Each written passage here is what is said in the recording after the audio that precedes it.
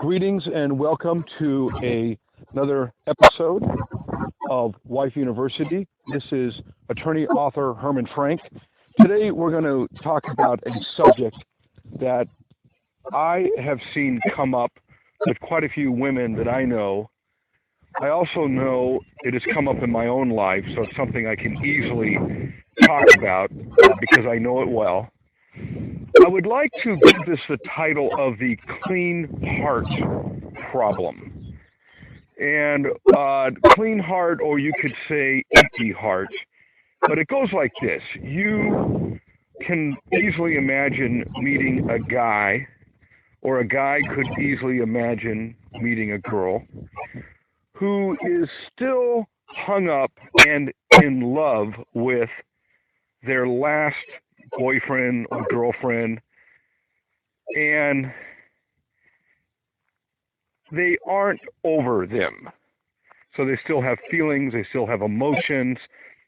Now that relationship, in my idea of the basic clean heart concept, the relationship is over. It's done. Let's give a simple example of a woman who is stuck on a guy, and the guy has moved on, and he's got a new girl. And let's say he not only has a new girl, but he's moved in with a new girl, and they're playing house. And he's not thinking of this girl at all, but of course she's obsessing over him almost every day.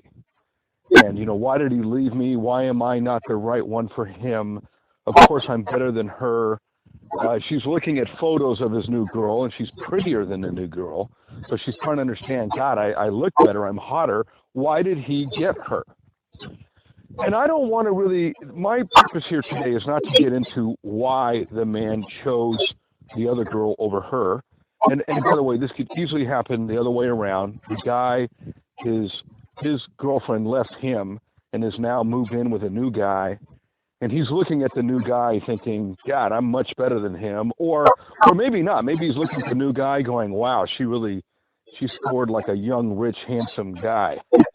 Okay, that's kind of what happened with me and my ex-wife. She got a younger, rich, handsome guy. And I was not looking at him in a way of, I'm obviously better than him. I actually don't have a lot of thinking in that way. It will never surprise me that a girl will find a guy that she feels is better than me. So I just search for the girl who thinks I'm the one. I don't worry about the fact that others don't think that. Anyhow, here's the problem. If you are in a situation where you've met someone and you like them, but you can see that they are hung up over a lost love, we call it the one that got away. That's a phrase we have, the one that got away. There are a couple reactions you can have. One, which is a common one, is, I don't want to deal with this. I don't want to know you. I don't want to talk to you. Why don't you just go away and leave me alone until you're over that person? And if and when you get over that person, then you can come back to me and we will talk and maybe have a relationship. But until then, forget about it. So I call that option A, is forget about it. Option B is the acceptance of it and allowing a relationship to go forward, even though it begins with one of the people not having a clean heart. So that's kind of a choice, A or B. I'm sure there's some middle ground in there as well. One is, I guess we're not going to be lovers, but I don't mind being your friend. And I like to have someone to talk to. You can have someone to talk to. What the hell? Let's be pals. And I think we should never underestimate the positive value of a friendship, even a friendship with the opposite sex. And to some extent, it can be a good thing because you can talk about your problems and issues. If you're a woman, you can talk to a guy. If you're a guy, you can talk to a woman. It's kind of nice. You might not. A lot of men are kind of guarded about their problems and issues and would not talk to a fellow man about it. And I'm not so sure about women. They kind of love to talk about issues, but they may appreciate hearing stuff from a man. So there's probably a middle ground there of, I'm not going to say forget it, but I'm not going to go forward with it because I just don't want to fall in love with a guy who's in love with another woman. But what I will do is be your friend. So let's call that option C, is friend. So you have forget it, accept it, or the middle ground, friendship. Well, what I want to do is talk about the various merits of option A, B, and C in that. First, I should tell you that I do see this issue a lot. Let me tell you that most men that I know have had a woman that got away from them. A woman they really loved, they really wanted, and like it or not, she found some other guy and left. With women, I think it's a similar issue. They find a guy they want, the guy doesn't want them, or can't have them, or whatever, and they obsess. And that word obsess is something where you are fixated, focused, thinking of it all the time. And it can be obviously a bad thing. You can kind of tear yourself apart, like, am I bad? Am I no good? What's the matter with me? Kind of thing. And the real answer is there's nothing the matter with you. You're fine. Everything is good. Unfortunately, you just happen to meet a guy that's not quite available for you. So the first thing I want to talk about, I suppose, is on this issue of whether to just say forget it. Here's the reason you want to say forget it. Because if a person is not available emotionally for you, it is a painful process to try to convince that person or persuade them to fall in love with you. And they're all hung up on somebody else, and maybe they'll never get over that person, and you're just going to be there as kind of a half love or a quarter love, and it can be very distressing. And whenever you're with them, you're always they're thinking of the other person and not you, which of course is quite distressing for obvious reasons. And I'm probably saying things that are in an obvious category, but perhaps it's good to come right out and say it. Nobody wants to be with a person stuck on another person. Nobody wants to be with a person who is thinking of the other person all the time. Nobody wants to fall in love with a person who loves another. And then you spend all these efforts and times trying to get them to somehow get rid of that love and come your way. I don't think anybody really likes that idea. It's a big job. And a very sensible thing to do is option A, which is just forget it. Well, let's talk about the plus and minus of that. Every option in life always has something good about it and something bad about it. So the good thing about option A, forget it, is that you eliminate a source of problem in your life. You get rid of a complicated situation. You say bye-bye to it, and you walk away from it.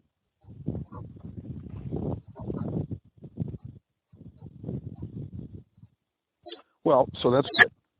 So what's the negative side of that? You might wonder, well, okay, why is that not the obvious choice? Well, here's the problem. Here's the problem with it. I want you to imagine a statistical display of men. I'll take the man with without a clean heart example first. And so you're a woman and you've just met this guy. And imagine a statistical summary in the form of what we call a pie chart. And I took a lot of statistics when I have a master's in economics, so we study a lot of statistics and how to show data graphically. One way to show data graphically is something called a pie chart. A pie chart is simply a circle that has slices in it, like a pie slice or a pizza slice, showing different kind of categories of men. And let's suppose this pie chart just shows two categories: men with clean heart, men without clean heart. And so those are the two categories. And if you think of a slice of pie as being like, let's say there's 16, no, let's not say 16, let's say 12. Let's say there are 12 slices in a pie. Well, just imagine slicing one piece of pie out of a pie. And then so you're left with that empty space and then the rest of the pie full. That's why they call that a pie chart. And I don't actually know the data on this of how many men have a clean heart and how many don't.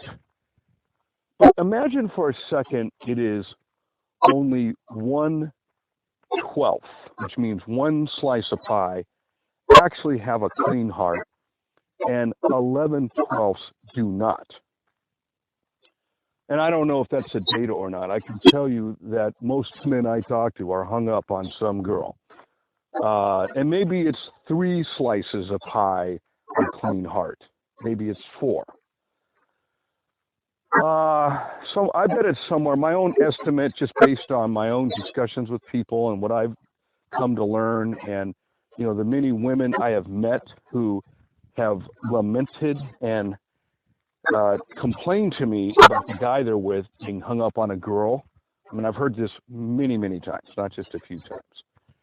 And I would say that the pie chart would show something like 2 to 4 pieces of slices of pie of clean heart guy, and something like 8 to 10 pieces of men that do not have a clean heart. So let me go back to what I was saying before. The negative of option A, forget about it, is that if you do that, you will cross off the list of possible men for you, most men.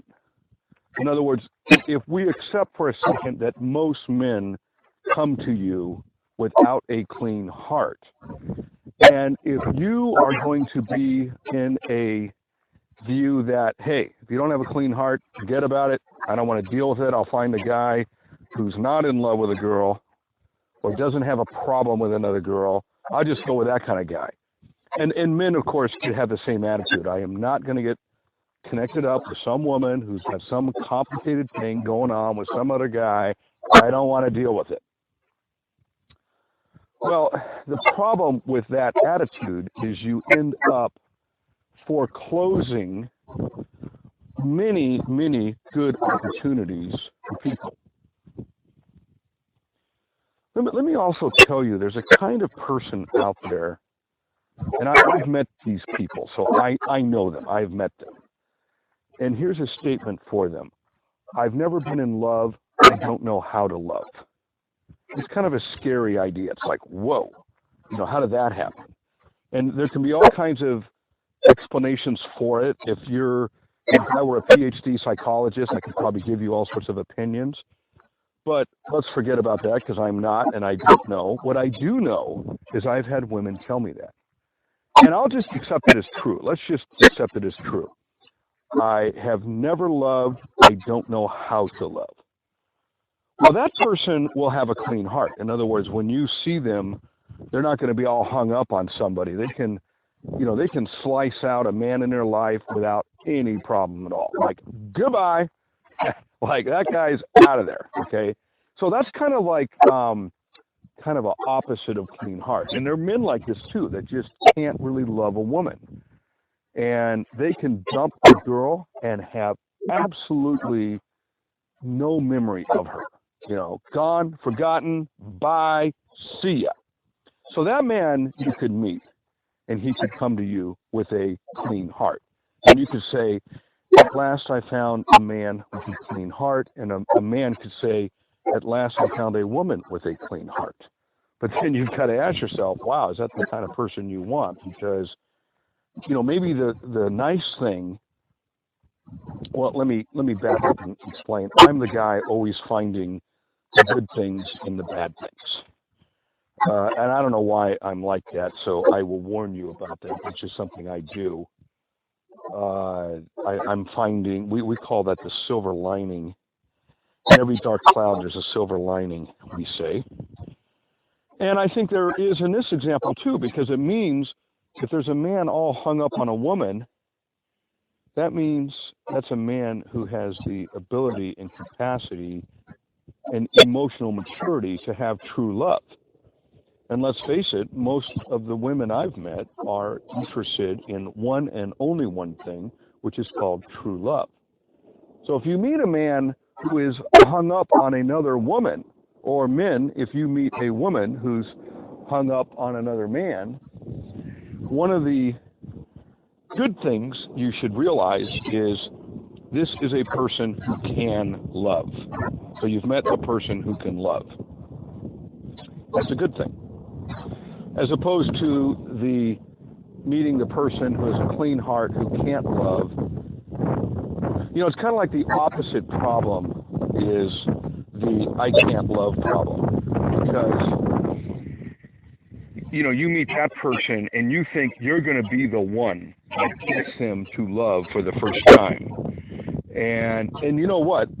It's possible. You may be that one, because I have a theory that we all are able to love. We just, when a woman tells me that I've never loved before, I can't love, my response is, oh, honey, yes, you can. You just haven't met the right guy yet. And their response is, well, I've met a lot of guys. And, if I don't know what, I don't know what it takes now. I don't know what it is. So let's go like this, though. Let's say you want to foreclose. You're going to go with option A and just say forget it to all these men or all these women who don't have a clean heart. How much of that pie chart of available people are you going to thereby foreclose yourself from? And the answer is a lot. And these can be good people. These are people who are capable of love, have the emotional maturity for love, and the fact that they are hung up probably says something about their emotional depth. Another example I give when people complain that I'm not over my ex-wife yet. One question some women have asked me, and my answer always upsets them. Are you still in love? Do you still love your wife? That's the simple question I get. And I say, yes, I do. And a lot of the women are like, well, hello, I don't want to know you. And I try to explain, I have a kind of love for her that I would describe as a family love. It's not a romantic love, but she's the mother of my children. I was with her for 14 years. We had a very long relationship. We went through all kinds of hell and back. And all those experiences and lifetimes together create a kind of bond that you just don't forget. So I tell women, I say, well, suppose I gave a different answer. I don't give a shit about her. I don't even think about her. She's no part of my life. I don't want her in any way at all. I don't talk to her. I don't want to help her. I don't need a goddamn thing from her, and I'm not going to give a goddamn thing to her. Suppose you hear a man who gives that answer about a woman that he was with 14 years and has children with. If I'm a woman, I would be more worried about that answer. That goes back to that loveless person concept of, okay, great, I've got a person with a clean heart, but it's like he's a monster. That's kind of the problem, right? He's a monster. So you got a clean heart monster. Congratulations. Well, I want you to know, when I tell that idea to women, they regularly say, I don't care, I want a man with a clean heart. Okay. And they go away. And they, I don't know, I don't hear from them again, so I don't know what happens to them, but I can just tell you, they go away. They choose option A, which is forget it. And in doing that, one of the things they lose, of course, is me. Hey, what a catch, huh? But they lose also, not just me, of course, but men like me who have been in serious relationships, have been married, are fathers. It's like a lot of women want a guy who's going to be truly there for them, in love with them, a father, a family, a head of house. The guy who will do all that, okay? That's like a fundamental part of a man that women, when you get married, that you want. So it's kind of like men like me, well, guess what? I've done it. So can I do that? I know I can do it because I've done it. So you go find a guy who has not ever done that. Let's say you find a guy instead. I got dumped by this woman for a guy who was in his 40s, never married, no kids. And I'm thinking, okay, well, good luck with that, because maybe he doesn't know what the hell he's doing. He doesn't know how to do it. And they were going to go forward on a kind of relationship where it was understood up front that there would be no kids. I don't want to have any kids. And I just thought right away, well, God, no thanks for that. I mean, I would never marry a woman who told me that. If I met a woman and she told me right up front, you know what, I want to be with you, but I don't want to have any kids with you, to me that would be a deal breaker. I would say, bye-bye. I just would not accept that, because my concept of marriage is you have kids. Not my attitude would be, then what do I need you for? For what? It'd be more like a friendship thing. So here's the idea of option A. You get rid of all the men who have had love, experienced love, have had marriages, have kids, and those are the very men that you want. That's what I would like to say. Those are the men that have the character traits, the personality trait of the kind of man you want. That's what you want. You want a guy who is capable of falling in love, capable of getting married, capable of being a father, of being a head of house, who can do all that stuff. That's what you want. You don't want some guy who's just like what we call the Lone Ranger. I don't know if you know that phrase, but Lone Ranger is was a TV series in the United States. Must have been back in the 60s or something. And it's now, by the way, a big movie coming out with Johnny Depp starring as Tonto, so please go see it. The concept of Lone Ranger is the guy just on his own, and he doesn't have anybody. And actually, the Lone Ranger wasn't so lone because he had Tonto, Tonto was a cool Indian guy. You got to see the movie to understand what I'm talking about. When you see it, you're going to laugh. It's a very funny movie, but it's an action drama. The Lone Ranger, by the way, is a story about a U.S. Marshal back in the 1800s in USA. He's like a cowboy cop. And he actually died, and his spirit, though, came back to his body. And this Indian guy, when I say Indian, I mean a Native American Indian, brought him back to life and brought him back. And the two of them go out and fight for justice, is what that's all about. And they call him the Lone Ranger. He's alone because he was dead. And he's back now, what we call undead, but he is alone. So you can have a Lone Ranger guy, and it's, I don't know, to me, those guys are alone as a matter of choice. And I don't know if they're going to be, I mean, theoretically, you could take that Lone Ranger and turn him into a family man. I'm trying to imagine what I know about the Lone Ranger story. of a part of the story where the guy finally settles down, gets married, and has kids. You know, it's kind of like James Bond. You've seen all those movies. Imagine James Bond, you know, in a suburban household with a wife and 3 kids, and they're getting ready for a big day of school, and he's helping the wife get toast out of the toaster and bring it to the kids, and his daughter's crying because her toast is burnt, and he's saying, "I'm sorry, honey, I'll get you another one." It's kind of hard to imagine James Bond like that. We always have these Lone Ranger guys as sort of, you know, really handsome men of action, great shape and everything. But the reality is those kind of men aren't going to be something called a husband or a father. They may be a great international spy. They may be a great soldier. They may be a great, you know, U.S. Marshal, whatever. I don't think they're going to be father and husband to you. So when you look at the man who is without a clean heart, I want you to know what you have found is a man who could literally be the very man you're looking for. And if you take option A, forget it, you are getting rid of the very men that may be the perfect guy for you.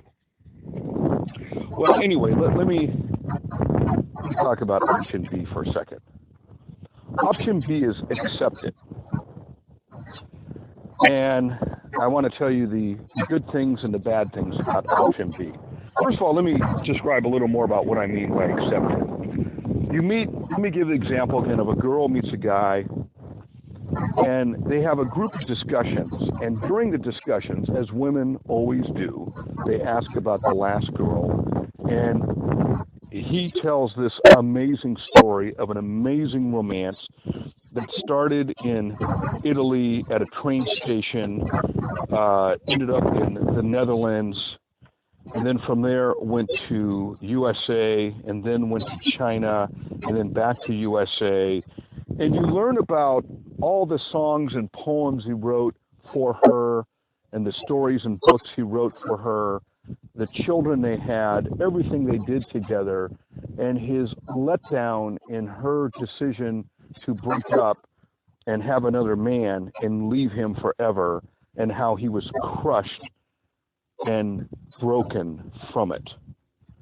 And as you hear that story, you know, when you first meet him, you have no idea he has that story. You just look at him and, oh, hey, look at this guy. He's kind of cute. I'll talk to him. And then later you find out he's got this amazing drama, an amazing romance, and an amazing story that at the end of it all is a crushed, broken man who was dumped by the love of his life. And you ask him the same question that any woman would ask, and she already knows the answer. Are you still in love with her? And he looks up to you, and he doesn't even need to answer the question. You know just by the way he's looking up. Of course he still does.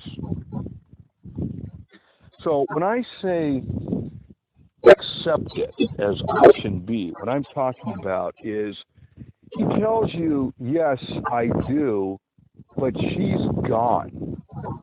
You accept that as a truth, and you agree to go forward with him with that truth being known. So you realize you're with a man who does not have a clean heart, and you go forward with him anyway. So that's option B, okay? Now you may think, oh yeah, right, why the hell would I ever do that? I would run from that guy. Let me first tell you the negative part of it, because that's the easier, more obvious part. The negative is that I laugh because I know myself, and I know what I've done on this. You are going to hear endless discussions about this other woman. Now, let's face it, most women are very much not wanting to talk about the last girl. I can't tell you how common it is for a woman to say, you know what, I really don't want to hear about your ex-wife or your ex-girlfriend or whatever. Let's talk about us going forward. Let's not talk about this ex, this past person. Let's talk about us in the present and going forward. Okay, And it gets to the point where he inadvertently brings up issues. Oops, I mentioned her again. Oops, I talked about her. And he's trying to be good about a boundary. So you can set what we call a boundary, which is, a boundary is like, when we talk about countries, like China is a country that has a boundary of the part of that country. And as you know, on some parts of the boundary, there's an ocean. On other parts of the boundary, there are other countries, like way down by Nanning, there's Vietnam. Way out by Xinjiang, there is Kazakhstan. In the part above Gobi Desert, there's Mongolia. In the part, in the northern part, you've got Russia. There's a big part of the Chinese border that has Russia on it, as you know. Then there's a part where it's near Korea, by Qingdao, kind of up in that area. So the concept is we have a boundary, which is a country, and you're not supposed to go over that boundary unless you have permission. You can't just cross into China unless you have a visa, right? You can't just go into Russia unless you have a visa. So boundaries are areas that you can't cross without permission. And if you don't have permission, then you can't cross. Well, a lot of times in relationships, people forget to set boundaries, and you have people crossing them all the time, and it's very upsetting to the other. But part of the problem is they've never really said, don't do that. And I want to encourage you to set a boundary. For example, to me, a very reasonable boundary would be, okay, I accept the fact that you are still holding love in your heart for your ex-wife or ex-girlfriend. I accept that. And I'm willing to go forward in a relationship knowing you have that. But there's a condition. I don't want to talk about it. I don't want to hear about her. I don't want to know about her. Just don't talk about it. Okay? And the guy then can say, okay, that's fair. No problem. It's all out in the open now. And we agree to a boundary that we're not going to talk about it. Now, that's fine, but let me tell you, there's a problem with it. And the problem is this. What you really want is for him to get over her. That's what you really, to me, that's the goal. Let's get this poor guy over this girl. Let me tell you a simple fact. If you are the woman who gets him over that girl, you are his savior. You're a lifesaver. And he will forever cherish, honor, respect you forever for having done that. That's a fact. So, please accept that as just true. If you don't believe me, I guess one thing I could say is try it. But I know very well the subject matter because I had, this is part of the storyline of my book, Good Mom, Bad Wife. And I met a girl in Beijing who helped me to get over the love for my ex-wife. And in the process, I will tell you, I fell hopelessly in love with her. And then she, unfortunately, dumped me. And I found a new woman that helped me get over her. It was kind of like I needed a third woman to help me get over the second woman who helped me get over the first. And the third woman, I also fell very much in love with.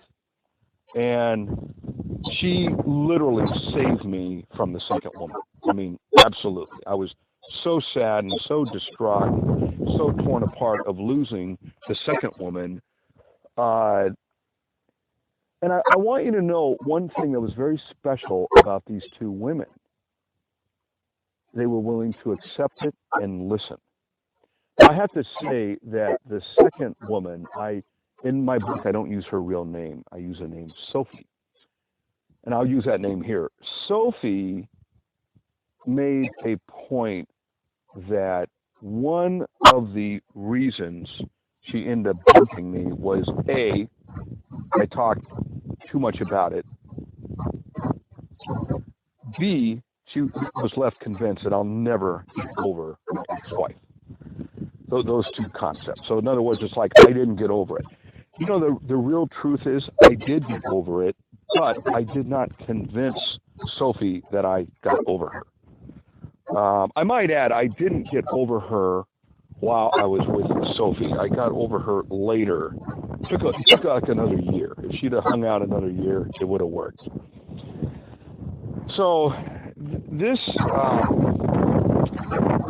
me say it this way, the role that you can take is kind of like a therapist role. Here's what I'm talking about. There are two concepts here. One is the boundary idea where you just say, I'm not going to talk about it. You do not bring that subject up. I don't want to hear one word about your ex-wife or ex-girlfriend. Just no. It's a no-go area. And let's say the guy agrees to that. Okay, honey, I love you. I want you. I love you as much as I can right now. We'll say it that way. And I will agree to your boundary. I will not talk about her. Well, and see, that might be good for your ears that you don't have to hear about her. But the problem is, how is he really going to release that love without talking about that love? I will tell you right now, in my humble opinion, it'll never work. And the irony, the opposite of what's going to happen is by making that boundary, you're going to make it so he never releases that love. So unfortunately, I will submit and suggest and advise and recommend and tell you, don't make that boundary. Don't do that.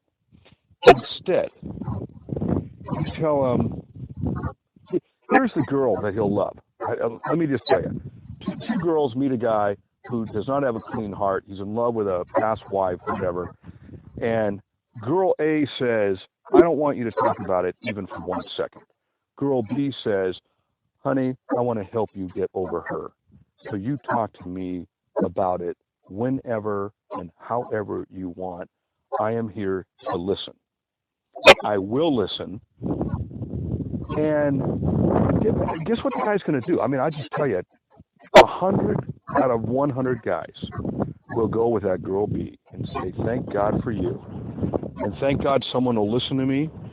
I've been through so much hell. I'm so full of hurt and pain. You have no idea. I want to tell you about it. And, you know, you can talk back with the guy, give him feedback. Look, if this is what you did wrong, this is where you screwed up. And you got to understand what she was thinking, what she was doing. You know, you give them all these, like, woman point of views, okay? And don't hold any of it back. You just let them have it, okay? If there's stuff that you can just tell he did that was stupid, tell him that. Hey, you were stupid. Here's why. So you can be rough with him. You can give what's called tough love. But that's the process he needs to go through. That's the process of releasing it from his heart. You help him do that. You help him do that, except it'll take a while, okay? Don't be in a hurry for this. But I guarantee you, at the end of all that, if you're the woman that brought him out of that abyss, out of that forest, that dark forest, into the light, you don't think he's not going to love you for the rest of your life? He absolutely will. You will be the number one woman for him forever, period, okay? And I say that, and I really mean it. I mean, this is the positive part of option B, accepted, is that if you do it in a good way, you save him from the darkest chapter of his life. You save his life. You are his savior. He will worship you. Then you got a guy forever.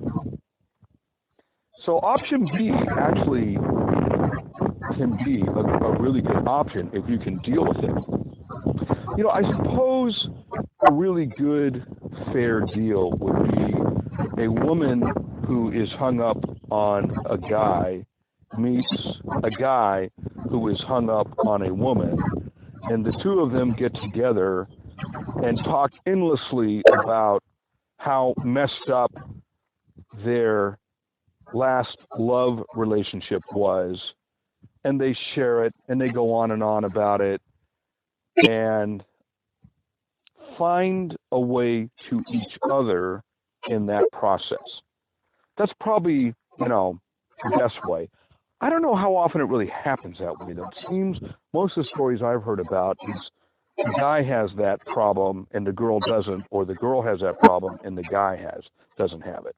I don't know a lot of cases where both have it. Well, I do know one, and I want to share it with you right now. And it's a case of me and a wonderful woman in Beijing. Her name is Ying. She's a diva. She's a singer. She's a performer. She's been on CCTV quite a bit. Really cool lady. And she and I went into what I'll call option C. Remember I told you there was a midpoint. There's A, which is forget it, B, accept it, or C, let's be friends. Now, Ying had a situation with a guy that she was in love with, and he was not in love with her. And I always found it amazing because she's like really gorgeous, really beautiful. She's extremely talented. I mean, she is like a woman who can perform in a way that's quite impressive.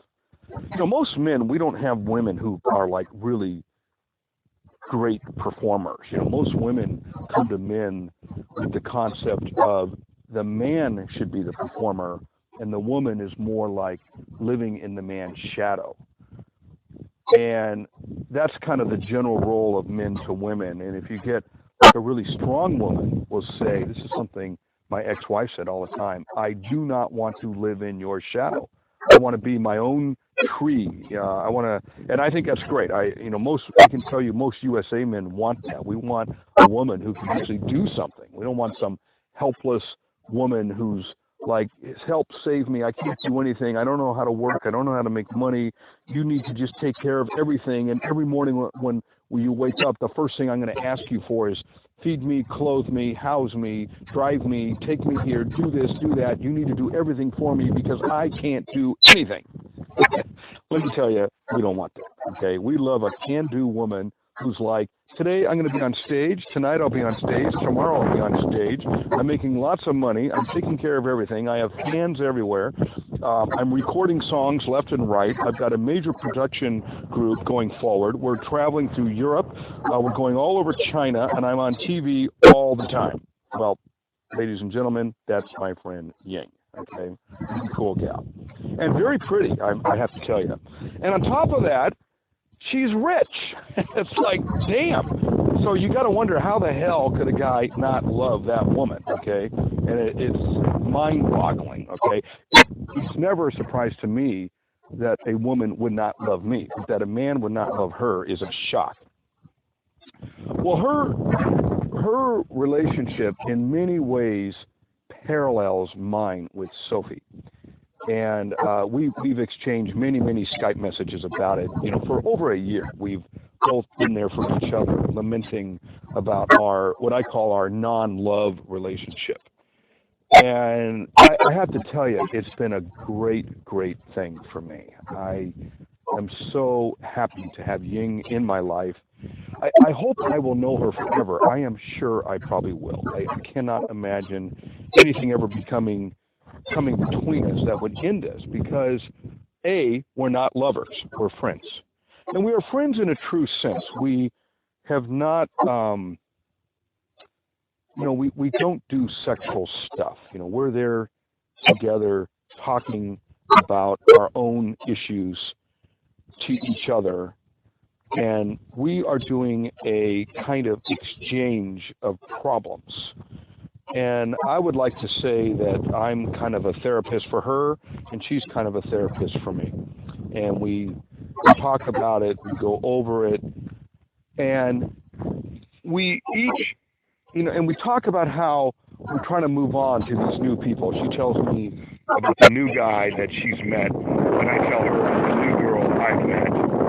And she sends me a photo of a guy, I send her a photo of a girl, and we talk about the issues that come up in a new relationship, and, stuff like that. And I got to tell you, it's wonderful. And I love her in a way that's very real, but it's not a sex kind of romance. And I'm sure she has the same for me. By the way, Ying and I talk pretty much every day, just so you know. And we've been doing that for a long time. I want to say, I've known her, I think, for 2 years now. I remember one of my first great evenings with her. I found her on New Year's Eve. It was really cool. I found her. She was at home, and I did a Skype session with her.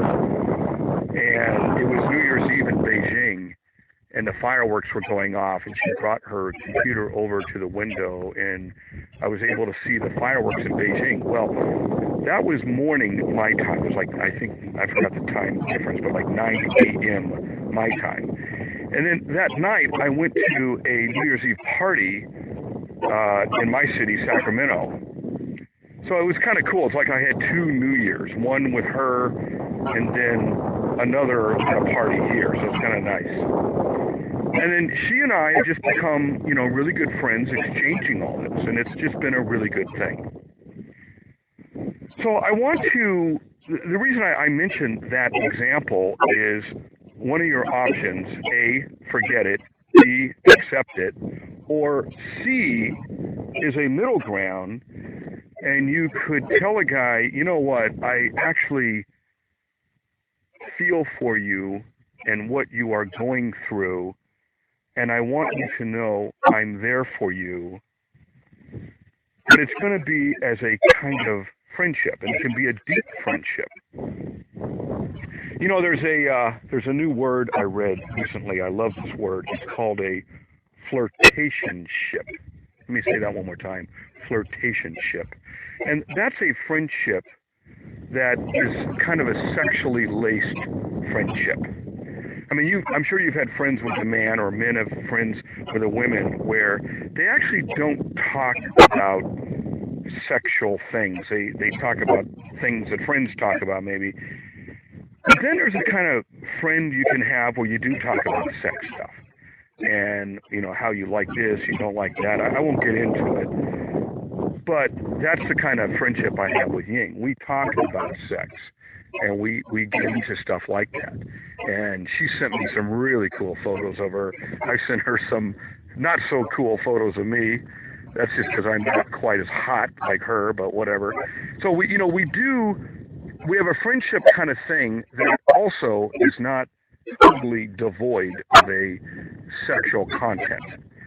It's kind of hard to describe. It's there. Okay, we've got some activity in that area, but we don't. We're not like we're not lovers in the romantic sense. We definitely are not, and that all happened without us even really talking about it like a decision. It wasn't like she told me one day, look, here's going to be the nature of our relationship. That discussion she and I have never had. It just kind of developed that way in a very natural way. It's very cool. And I never really questioned it like, hey, how come you don't want me? What the hell? And I never did that. And, so it's okay. It's all good.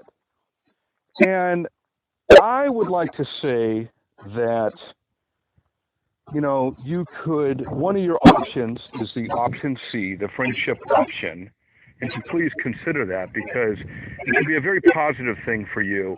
I like to think I'm a very positive part of Ying's life. I'm sure I am, because if I wasn't, she wouldn't be contacting me every day. And I guarantee you she's a very positive aspect of my life, and I always enjoy talking to her. We share songs. I'm a songwriter. She's a songwriter. So we have a lot of things that we can share in common. She's a TV host on CCTV. I'm a TV host on my TV show, East West Marriage TV show. So, we've got some commonalities that we share. And then the big commonality is we both have had these difficult problems in loving a person who, for better or not, did not love us back. There's an English phrase for that, unrequited love. It just means love that's not returned. And we both had it, and we both talked about it, and how we both have an amazing parallel between the two. So, clean heart, not clean heart. Do you choose men who don't love, can't love? Do you choose a woman who doesn't love, can't love? Or do you choose people who have loved and are not over that love? Do you say forget it, or do you say accept it? And if you say accept it, do you put up a boundary that says we don't talk about it, and by doing so, I will suggest to you never releasing that love? Or do you have an open, tell me all about it, I'm here to listen, with a huge benefit of you are a lifesaver that he will never, ever forget. He will love, respect, adore, and worship you forever. The ultimate payoff is you get a man hopelessly in love with you who will hold you forever and never let you go. Or do you do what Ying and I have done and go the friendship route, which I can tell you is nothing but wonderful, and that's good too. Ladies and gentlemen, this is attorney author Herman Franck with another episode of Wife University. I hope you enjoyed this, and until next time, I will say bye-bye.